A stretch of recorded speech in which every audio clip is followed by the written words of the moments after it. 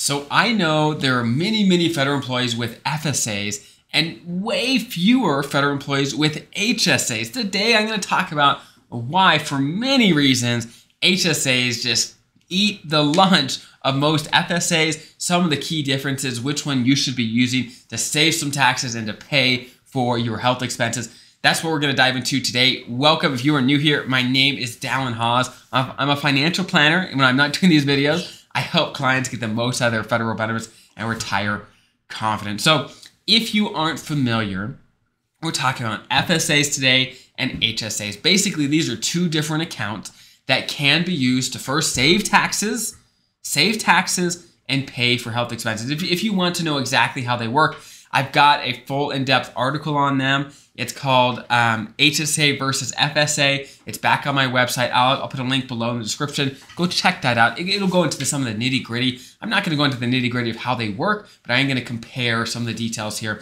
so you understand which one you might want to pick for you, okay? So here's the deal.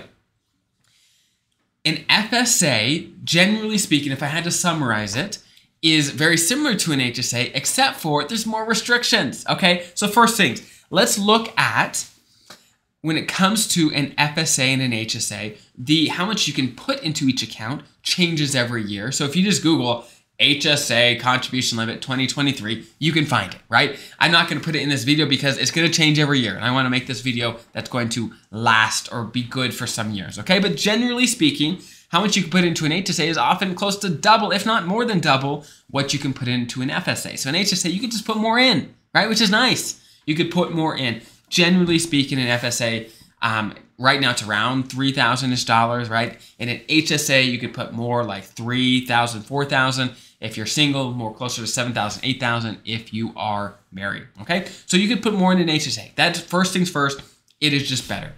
An HSA allows you to roll as much of that money over into a new year.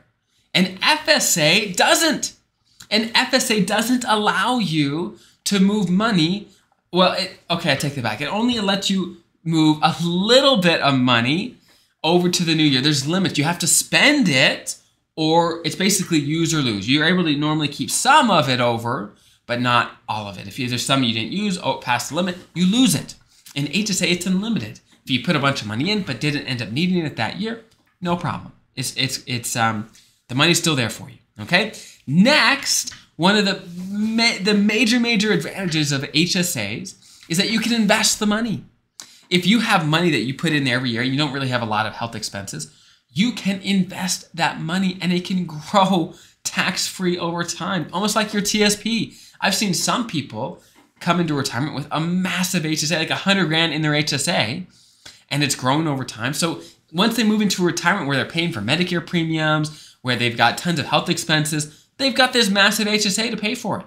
It's a massive deal. And you can invest and grow those funds over time. With an FSA, you can't do that. You can't invest that money, okay? Now, let's talk about which types of expenses FSAs and HSAs can cover. So an FSA, if you go to the FSAfeds.com, you'll see a whole long list. It's a bunch of different medical expenses and sort of thing that it can cover, okay? It's pretty extensive. However, an HSA covers all of those. Plus, you can cover things like Medicare Part B premiums or long-term care insurance premiums. An HSA covers everything that FSAs cover, plus some. Okay? So far, HSAs are just kicking the butt out of FSAs, right? So why would anyone use FSAs over HSAs? And here's the kicker. Let me tell you why right now. So an FSA, almost anyone can use it. It doesn't matter what type of health insurance you have, you can generally use an FSA, generally speaking, okay? But with an HSA, you have to have a high deductible health plan, okay? And I know most of you watching don't have a high deductible health plan, okay? So again, an FSA is better than nothing. An HSA is much better than an FSA. However, I understand that not everyone is going to want to get on a high deductible plan. Now, before you freak out and get scared about high deductible plans, my challenge to you is this next open season in November-ish, when you're able to change your plans, maybe look at it. Maybe look at high deductible plans, because you will be shocked at how good some of them are, where the high deductible tends to not actually be that high sometimes. And generally speaking, with some of these high deductible plans, the total out-of-pocket cost that you could potentially pay tends to be comparable with some of the more expensive plans. With a high deductible plan, the premiums tend to be cheaper, okay? And they tend to put money in your HSA for you, and you have access to an HSA, okay? Long story short,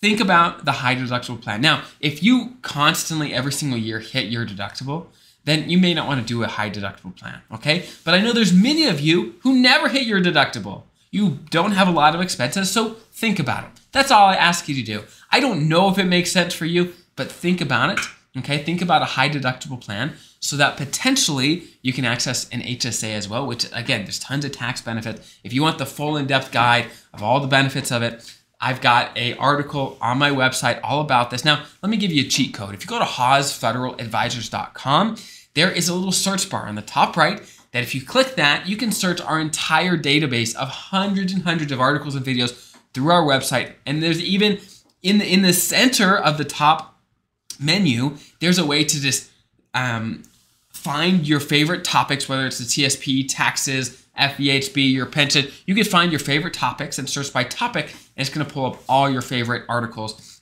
on those topics. So go back to the website. There's going to be tons of information about all of this there. So consider using an FSA and an HSA, save some taxes, pay for some medical expenses. If you can, consider a high deductible plan, and you will thank yourself for it many, many times over. So I hope that's helpful. Have an incredible rest of your day. I'll see you guys next time.